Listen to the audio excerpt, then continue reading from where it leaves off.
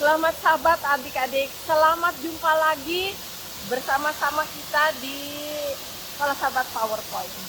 Dan alam ini sungguh indah di tengah-tengah hutan dengan air terjunnya.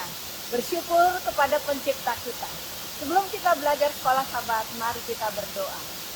Allah yang pengasih, pencipta langit dan bumi, pagi ini, pada sahabat ini kami bersyukur kepadamu untuk dapat mempelajari pelajaran Sekolah Sahabat kami lagi.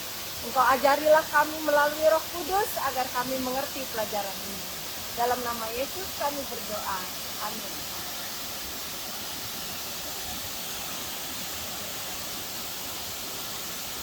Ayat hafalan kita terdapat dalam Kisah 20 ayat 24. Kisah 20 ayat 24 bunyinya seperti ini. Tetapi aku tidak menghiraukan nyawaku sedikit pun, asal saja aku dapat mencapai garis akhir dan menyelesaikan pelayanan yang ditugaskan oleh Tuhan Yesus kepadaku untuk memberi kesaksian tentang Injil kasih karunia Allah. Paulus hampir saja mengakhiri pekerjaannya. Dia mau mendapat kemenangan. Adik-adik, Paulus sedang dalam perjalanannya yang terakhir. Perjalanan misionarinya yang ketiga. Sekarang dia sedang menuju ke Yerusalem. Dia tahu sesuatu yang membahayakan akan terjadi di sana. Tetapi dia tetap mengabarkan tentang kasih sayang Yesus di Ka'bah di Yerusalem. Banyak orang-orang yang sangat terkesan dan percaya kepadanya bahwa Allah pencipta dunia ini, sedangkan Yesus sebagai Mesias penebus. Dan selain itu, jemaat-jemaat di Yerusalem sangat senang. Mengapa? Paulus membawa sedikit persembahan dari orang-orang Yunani yang dikunjunginya. Dan mereka sangat senang menerima kedatangan Paulus. Tetapi, adik-adik tahu, ada orang-orang yang mengenal Paulus waktu dia mengabarkan Injil di daerah Yunani itu. Dia bilang, inilah orangnya yang memberitakan tentang Yesus sebagai Mesias, menghina Ka'bah ini, dan dialah pengacau di dalam agama kita. Setelah keributan terjadi, banyak orang-orang yang ingin tahu apa yang terjadi, termasuk tentara-tentara Roma. Kemudian Paulus setelah disiksa, diikat.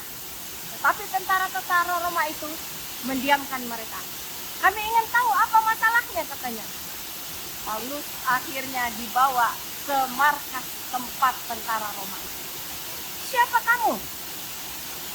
Paulus mulai menceritakan. Saya ini adalah orang Yahudi. Saya dilahirkan sebagai seorang yang penuh pengetahuan tentang agama, yaitu anggota Sanhedrin. Tetapi dalam perjalanan ke Damaskus, saya dipanggil oleh Allah dan mengatakan bahwa tugasnya untuk menganiaya adalah tidak benar. Akhirnya semakin kacaulah orang. Bunuh dia, bunuh dia. Kasihan adik-adik. Paulus disuruh membuka pakaiannya, dan dalam setengah telanjang dia dipukuli dengan sangat kasar. Dan apa yang terjadi? Bunuh, katanya. Paulus menyatakan kepada tentara Roma, saya adalah anggota warga negara Roma. Masakan ada orang dipukul tanpa diadili? Akhirnya kepala tentara itu bilang, stop, stop. Dan semua orang menjadi takut. Mereka pikir Paulus adalah bangsa Yahudi. Saya mendapat warga negara ini berdasarkan kelahiranku. Tetapi saya membayar mahal untuk menjadi warga negara Roma. Akhirnya orang itu menjadi takut dan mereka menjadi,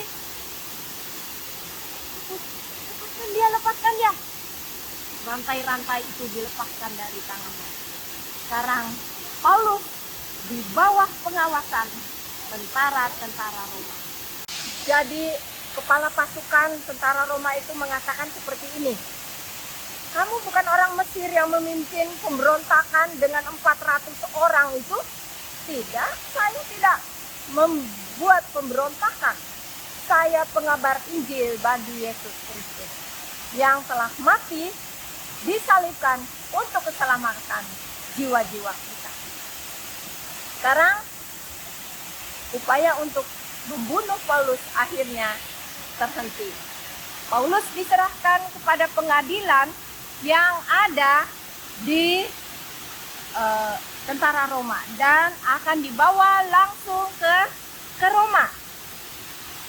Akhirnya banyak orang yang setelah mendengar kesaksian Paulus itu bertobat dan menjadi orang Kristen. Nah, adik-adik, pelajaran sekolah sahabat kita sampai di sini. Pelajaran penting yang harus kita ingat, Paulus tetap setia di dalam pelayanannya, menjadi pengabar Injil bagi Yesus. Walaupun sulit dan penuh penganiayaan, tetapi dia tetap menjadi pelayan-pelayan bagi Tuhan. Mudah-mudahan pelajaran ini boleh menolong kita untuk terus mengabarkan kasih sayang Yesus kepada orang lain yang memerlukannya. Poin penting yang harus kita ingat adalah kita melayani orang lain dengan mengatakan apa artinya Yesus bagi kita. Kalau Yesus juru selamat kita, kabarkanlah itu juga kepada orang lain. Sampai di sini cerita kita adik-adik. Kita berdoa ya. Mari kita berdoa. Terima kasih Yesus karena Engkau menjadi juru selamat kami. Dan tolong kami menjadi pengabar-pengabar Injil bagi Yesus seperti Paulus. Walaupun banyak kesulitan yang dihadapi, tetapi kami yakin Engkau akan menolong kami, membawa kami menjadi anak-anak Tuhan. Terima kasih Yesus, dalam nama Yesus kami berdoa. Amin. Sampai jumpa adik-adik.